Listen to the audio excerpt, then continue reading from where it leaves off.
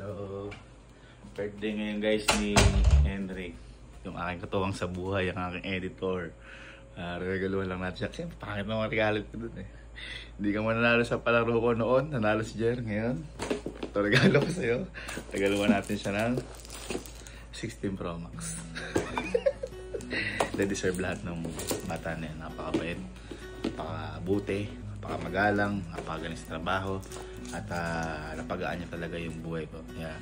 Win-win situation. Napaka-buting tao. At Henrik, paso ito. I love you.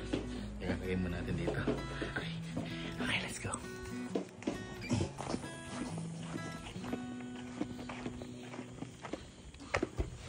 Pangit ng regalo nyo kay Henrik. Total. Dahil mabuti kang kaibigan. Sa akin. This is my gift for you. Ay! Ay! Ay!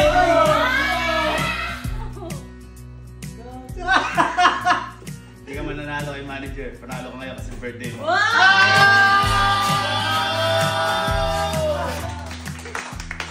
Thank you, man. I love you so much. Bakit darang ingit na yun? Grabe na. Ha? Ayala, birthday. Okay. So yan. A brand new 16 Pro Max with accessories, with watch, and all. Okay. Wow!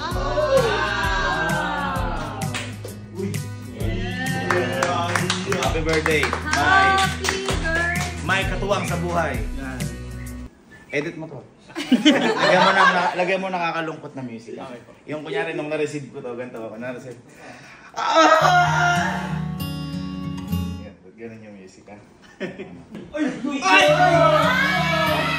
Nadula si Carding. Tumatakbo si Carding, parang Titan.